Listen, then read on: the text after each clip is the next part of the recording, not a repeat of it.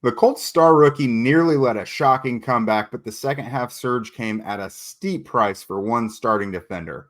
Let's get to it. You are Locked On Colts, your daily Indianapolis Colts podcast.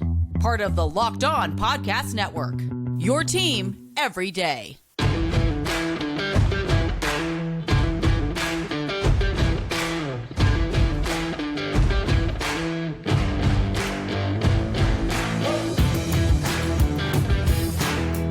All right, what's up, friends? Thanks for tuning in and making us your first listen of the day. This is your daily podcast covering your Indianapolis Colts, part of the Locked On Podcast Network, your team every day. And today's show is brought to you by Gametime.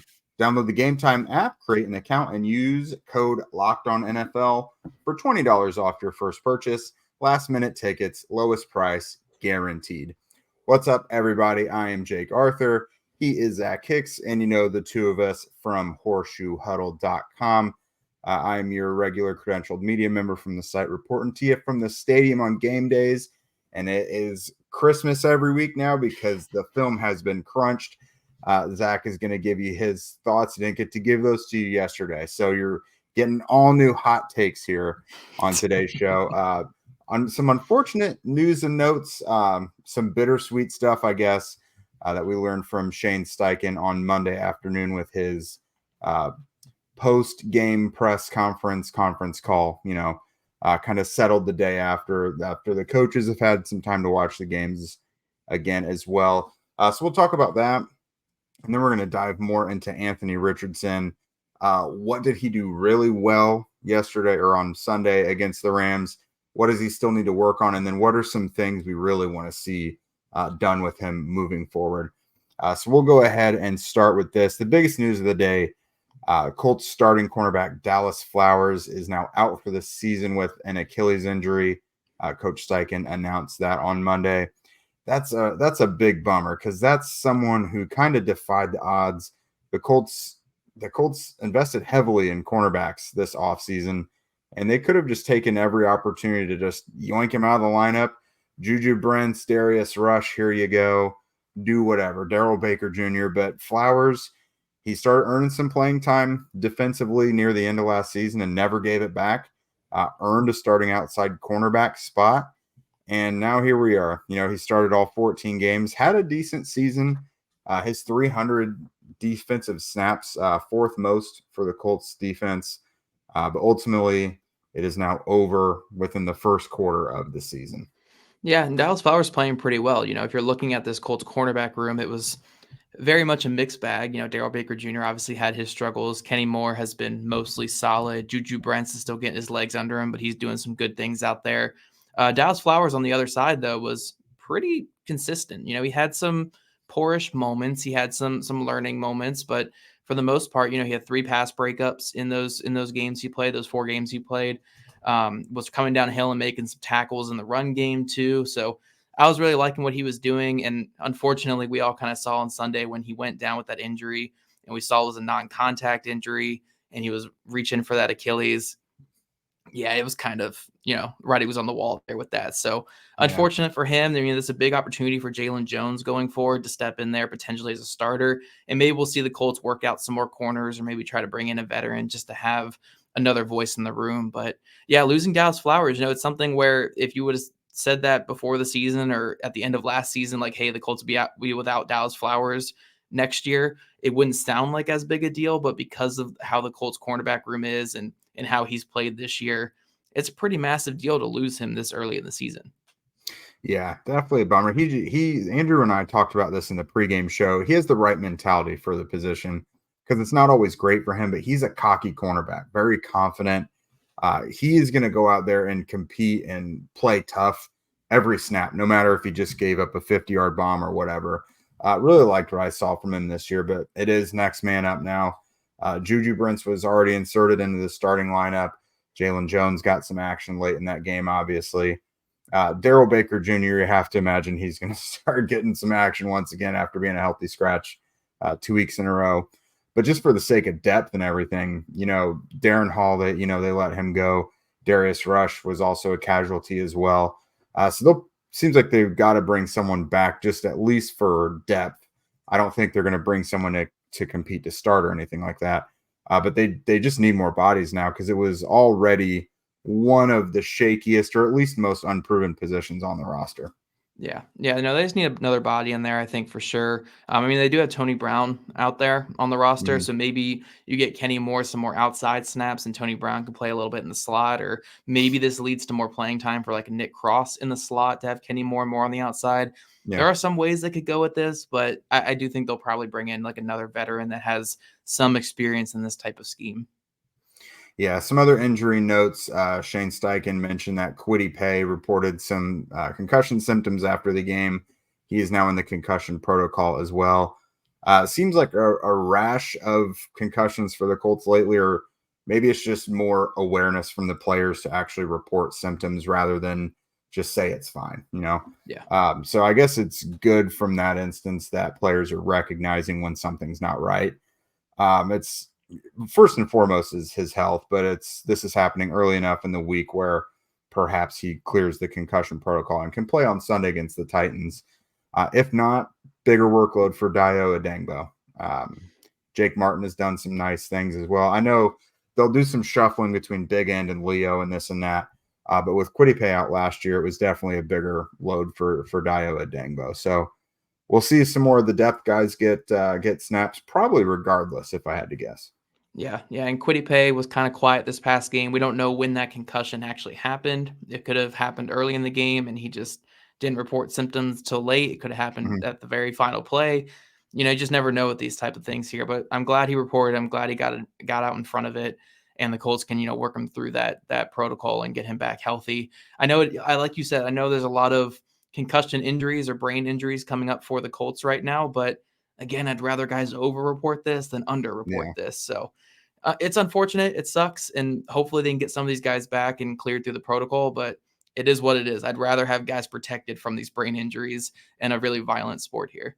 Yeah, absolutely. And then the last little piece of news and notes that Steichen mentioned, or at least of significance, Jonathan Taylor, they confirmed he is going to be back practicing on Wednesday. By all accounts, or at least what Steichen is saying, they've had good conversations. Taylor is happy to rejoin his teammates and get out there. There's an outside chance he could play Sunday if they feel he's ready. They'll rotate him in there and just see where it goes from there. Steichen has already said early in the season, whoever's leading the backfield, they'll go with the hot hand. You and I are kind of taking a cautious approach with Taylor. Like, there's really no need to get him out there yet. Like, whenever he seems like he's ready, because he's got to get in football shape now. Because, I mean, we saw with Zach Moss, he was out for 6 weeks with his broken arm. And then he practiced for like a week or two before actually getting back onto the field. So no rush. They have the 3-week window to activate him. It sounds like he will be activated at some point, but will we see him Sunday? We'll see. Yeah, I'd be shocked if he plays this Sunday. Just like you said, get back in football shape, get acclimated in the offense, get some rhythm with the offense. I mean, we saw Juju Brents was a healthy scratch for 2 weeks because he didn't have enough practices in the offseason. Now, obviously, it's a very different story with a veteran player like Jonathan Taylor, who's done this for years, but it still can be that, hey, we want to get this guy acclimated in the offense, acclimated in football shape, acclimated just in our system that we have going here before we throw him out there. There is a way that they could have him out there for, like a 10 snap type game, get him out there for a few like potentially explosive plays, maybe like a couple screen passes or some quick runs. But I don't know. I don't really know anything still about this Jonathan Taylor situation. I'm hoping that we do see him still for the Colts. I'm hoping that, everything looks like it's trending towards him playing for the Colts this year, but we'll see. We'll see. This has been a crazy saga throughout the whole season, the whole off season, and who knows how it's going to end, but it does look like he's going to play for the Colts. It's like I have to see it to believe it type thing right now. Cause it's been such a crazy saga that I still have no clue. Yeah. Not to mention he has never practiced under Shane Steichen before. So, I mean, I'm sure he's done plenty of studying and has been in meetings and everything. But he actually has to like be in the system on the practice field and get his bearings there. He's always been a smart player, so I don't think it's going to be any huge hiccup, but like there is that whole hurdle as well. He's got to get used to playing with Anthony Richardson, the RPO game there. Like there are some things that, aren't very highly discussed, just some little nuances. but he'll be in there eventually, it sounds like. Coming up, we're going to talk about specifically Anthony Richardson. Zach is going to be able to dive into everything he saw from not only watching the game Sunday, but then rewatching it, the All-22 and everything today. But first, a word from our sponsors. Buying tickets to your favorite event shouldn't be stressful. Gametime is the fast and easy way to buy tickets for all the sports, music, comedy, and theater near you. With killer deals on last-minute tickets and their best price guarantee, you can stop stressing over the tickets and start getting hyped for the fun that you're actually going to have. I personally love Gametime because if I feel like being spontaneous or surprising my wife with something, going to a show just on a whim, I can go right to Gametime. I don't have to browse through a bunch of different places, ticket boxes, all that stuff. I can just go. They've got their flash deals. You can have images of your seat so you can see if it's actually going to be a good view. And they've got a lowest price guarantee. Gametime is just simply an easy choice. They are the place for last-minute ticket deals. Forget planning months in advance. Gametime has deals on tickets right up to the day of the event. Get exclusive flash deals on tickets for football, basketball, baseball, concerts, comedy, whatever. The Gametime guarantee means that you'll always get the best price. If you find tickets in the same section and row for less somewhere else, Gametime will also give you a credit of 110% of the difference. That's a guarantee right there. It's the fastest growing ticketing app in the country for a reason. Get images of your seat before you buy so you know exactly what to expect when you arrive. Buy tickets in a matter of seconds. 2 taps and you are set. Tickets are sent directly to your phone so you never have to dig through your email. Snag the tickets without the stress with Gametime. Download the Gametime app, create an account, and use code LOCKEDONNFL for $20 off your first purchase. Terms apply. Again, create an account and redeem code LOCKEDONNFL for $20 off. Download Gametime today. Last-minute tickets, lowest price, guaranteed. And Everydayers, we'll be back here tomorrow morning to continue talking about this Colts game against the Los Angeles Rams and then previewing the big matchup against the Tennessee Titans coming up. So Everydayers, make sure you're tuning in tomorrow morning as we continue this conversation about your lovable Indianapolis Colts.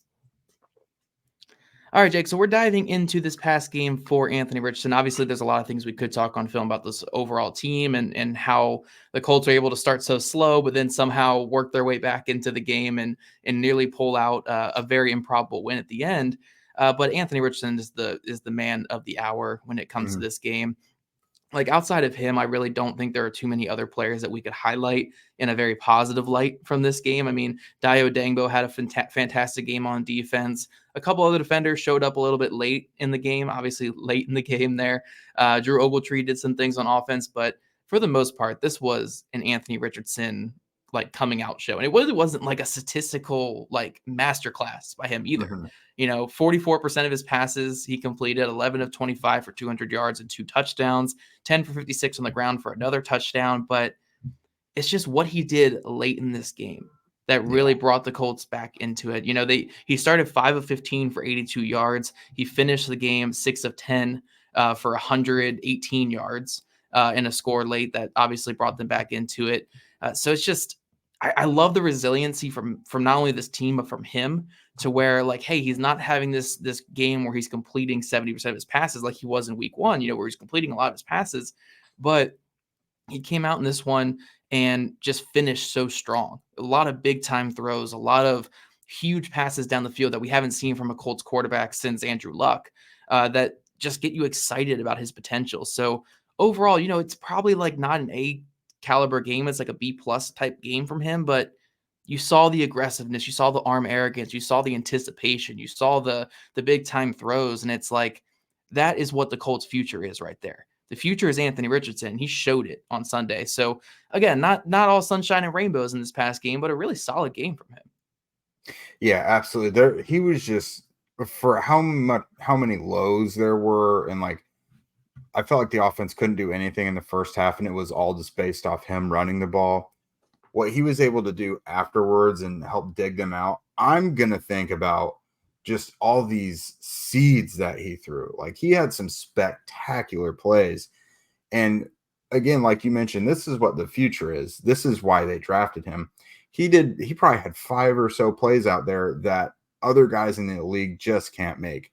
Even some simple things like I keep coming back to the Zach Moss 2-point conversion, like his way to navigate out of all that trouble and that traffic there and get out. And then he just had this like tomahawk throw to get it in there. Not everyone can do that. The touchdown pass to Mo Alley Cox, that was just on a rope as he's like falling to the ground. Aaron Donald is wrapping him up. He's leaping up and tossing it perfectly to Alec Pierce. Like he just did so many things that checked off the, this is magic. This is why he's the alien right here. Yeah. And that's just stuff you cannot account for. I mean, there are other things that he's going to have to iron out for sure that we'll get to in a bit, but man, that's what I'm going to think about in this game. And it was a loss, and it was a first half you just want to totally throw in the toilet. But man, it goes back to show you that he is someone who learns in game from mistakes and makes adjustments. Yeah. And there were also things like, think of the things that, incompletions or like penalties that weren't called or whatever. His stat line could have even been better than that. The Kylan Granson back shoulder on the sideline, the Michael Pittman one in the back of the end zone where Pittman gets his face mask tugged. Like there were other missed opportunities there. Like this game could have looked even better. Yeah. And, I don't want to make excuses for having a 44% completion percentage because at the end of the day, that's what it was, but that doesn't just come down to a couple plays. Like it was going to be an ugly completion percentage regardless. Right. But one thing I did want to add with that completion percentage and with the amount of misses in this is that really wasn't, I don't think there were many errant throws in this game. And if there were errant throws, they weren't like miles off target. The couple that come to mind are that out route to Michael Pittman Jr. early on third down where a little bit of timing issue, but also he just didn't set his feet properly and threw it slightly high to Michael Pittman Jr., slightly high, just above the fingertips and went out of bounds. There was one to Isaiah McKenzie early in the second half where he just waits on the throw too long and he throws it a little bit too high and that ball's not brought down. And then you can get a little ticky-tacky like the Alec Pierce one late. Could have been a little bit more outside, but Pierce should have caught that one. The one to Zach Moss in the flat, probably put a little too much heat on it, but he was trying to get that ball out quick so Moss could turn and run upfield. It's like things like that. Like if those are the big misses from him in this game, I don't think he was overall like super inaccurate. Like I know 44% completion percentage says, super duper inaccurate player, but it was a 12.5 ADOT average depth of target. He was throwing the ball deep down the field. There was a lot of long developing plays that the Colts were trying to exploit in this one. And he was getting hit on a lot of his throws. So there were a handful of throws where he's getting hit as he's throwing it and the ball's just going short because he's getting hit and all. So I don't think it was this overall game where he's dropping back and he's trying to find a guy and he's throwing like a horribly errant pass. I think he was trying to make a lot of things happen on deeper developing routes, and some of the timing and a little bit of the accuracy is off, but I don't think it was like this horrendously inaccurate day from him. I thought he delivered a lot of really good passes. Some defenders made plays, mostly the pass rush for the Rams. I mean, Aaron Donald was all over it in this game. There were multiple other opportunities. There was a seam shot to Kylan Granson in the third quarter or early in the fourth quarter that should have been a touchdown, but Donald got home. There was another one on a third down before the 4th and 7 conversion attempt where Granson was all by himself on a corner route that would have been another 15-yard gain for an easy first. And Aaron Donald got home. Like it's just what it was. Like the game plan was ruined by Aaron Donald, but Anthony Richardson still made magic happen. He's a arm arrogant player, super aggressive player that actually attacked down the field. And for a player who was kind of passive in week 1 and in his couple snaps in week 2, this is what we needed to see. We needed to see him breaking out of his shell. And maybe that's what Shane Steichen was kind of doing in this game, because almost every single play design was a deeper developing play, like down the field. It was almost like, Anthony, like throw the ball down the field. We want you to take these shots down the field, even if the completion percentage is not there. So overall, I think it was a really positive game. We saw him taking chances down the field. We saw him delivering ropes down the field. The Josh Downs seam shot was fantastic. The Drew Ogletree seam shot was fantastic. The Mo Alley Cox throw, like you said, great. Alec Pierce to fight through Aaron Donald to throw a 38-yard dot down the field. We saw some really, really good plays from Anthony Richardson. And then when he was extending plays, he was keeping his eyes down the field. He was getting the ball out when he was extending plays. And he was buying time in a pocket that was so muddy and disgusting all day long. That I think you have to look at this game and say, yes, there are room for improvement. There is still ways that we can get him better in rhythm and get the offense moving a little bit smoother. But It was such a positive day overall for Anthony Richardson, and you saw the potential, you saw the big time throws, and honestly, they are a defender's hand just barely getting in the way of Kylan Granson back shoulder on that final drive Yeah. away from winning that football game. Like the defender didn't see that ball coming. Richardson threw it at, against leverage to the back shoulder of that defender, back shoulder Kylan Granson. Granson had late hands. Everything was lining up to be this massive, massive gain for the game-winning field goal. And the defender's hand just happened to be there. Like he wasn't even playing the ball. It just hit him in the hand. Like it's just what it is. So I think it was a great game from Richardson. I think you want to see obviously more consistency early in the game, but I'm taking a lot of positives away from this past game from Anthony Richardson. But coming up, guys, we are going to, skew away a little bit from the super positive talk here and talk about where he can get better, some areas that he can improve, and how he can take that next step as a passer. But first, guys, snap into action this NFL season with FanDuel, America's #1 sportsbook. Right now, new customers get $200 in bonus bets guaranteed when you place a $5 bet. That's $200 in bonus bets, win or lose. If you've been thinking about joining FanDuel, there's no better time to get in on the action. The app is so easy to use. There's a wide range of betting options, including spreads, player props, over-unders, and more. So visit FanDuel.com/LockedOnNFL and kick off the NFL season. FanDuel.com, official partner of the NFL.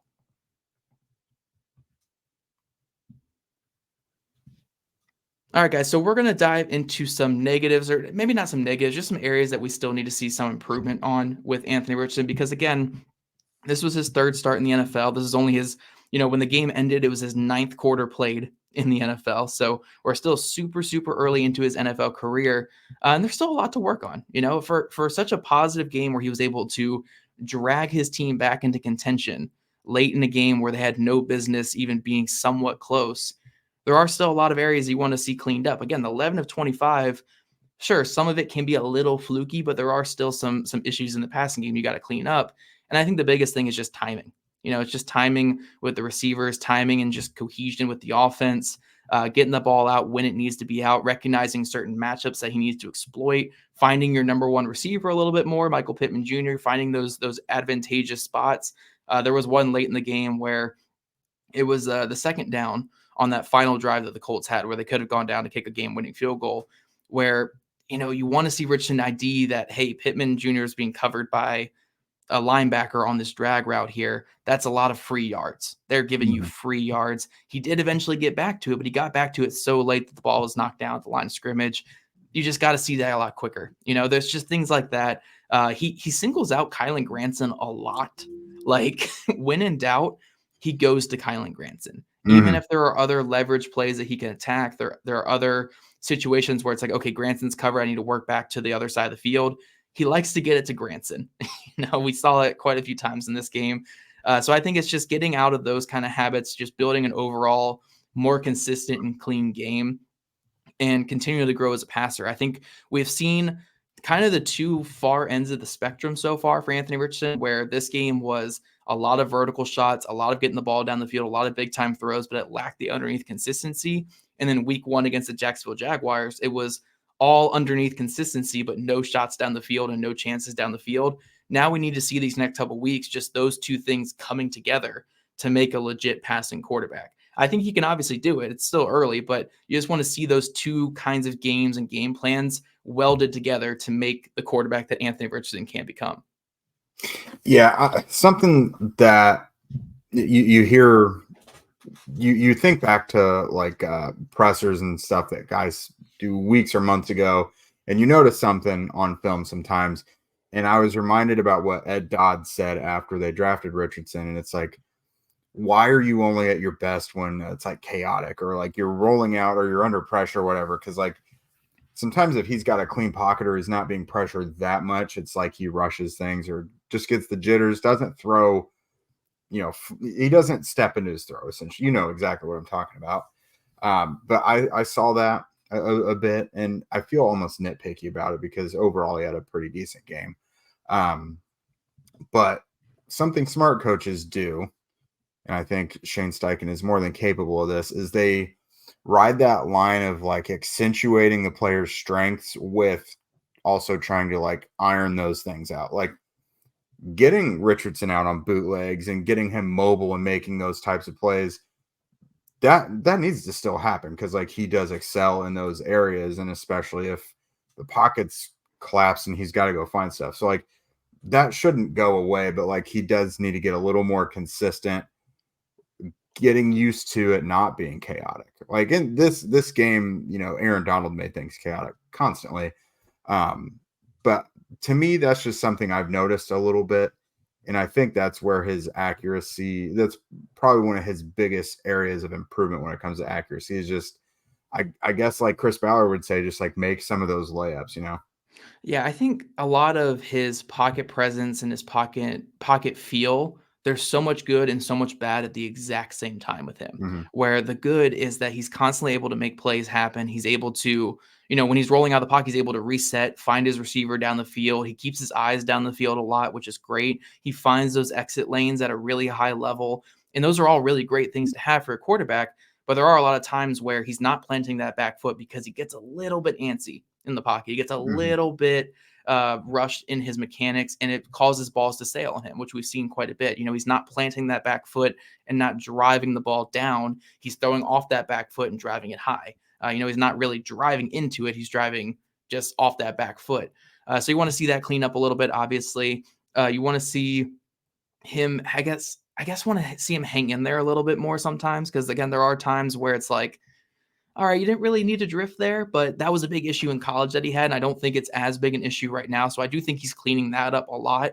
But the other thing is just when he's getting through his reads and he's getting through finding guys open, there are certain times where if it's not that first read, that first initial read, and I'm not saying like he's staring one receiver down. I'm saying like if it's not that one read that he wants to open up early, he will sometimes get antsy when he is working back to that second read, because he's still figuring out the timing of the NFL.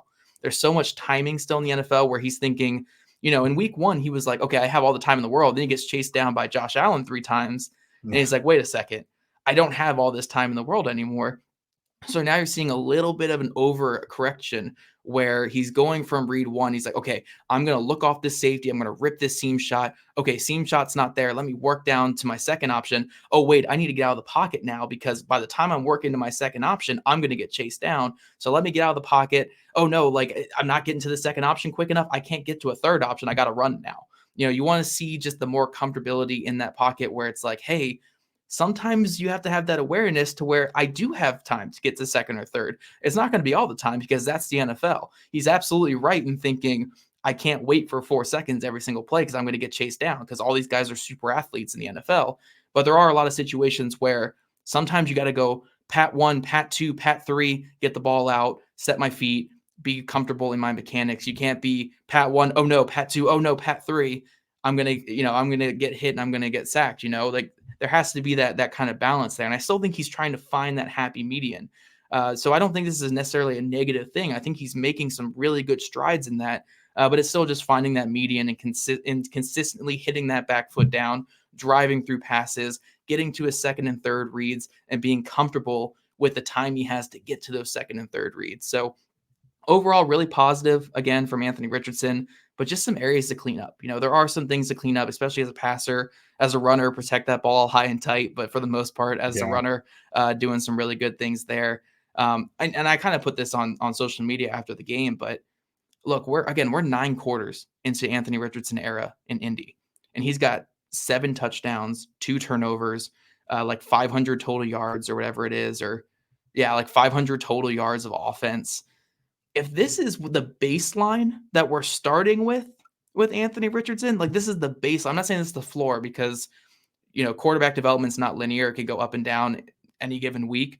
But if this is the baseline, just the foundational floor we're starting with Anthony Richardson, oh man, oh man, this could be something special. And I'm telling you, there were 4, 5, 6 throws in this past game, along with a couple runs where you're thinking, we got Cam Newton 2.0. We got Josh Allen 2.0. And again, I'm not trying to say this is a one-to-one comparison, but it's like he's making throws and making plays in this past game that is just made by elite special talents. And he's in quarter 9 of his NFL career.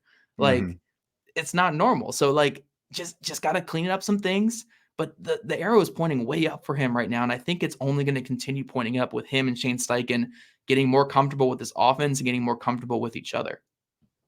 Yeah, I think starting with Sunday with Tennessee, I think the quickest things I would like to see done is probably, some more decisiveness. You alluded to that with, with his reads, if it's not right there and thinking he has too much time. Because I think the Michael Pittman connection was an example of that. He probably could have gotten to him a skosh earlier, the one where they couldn't connect in the back of the end zone.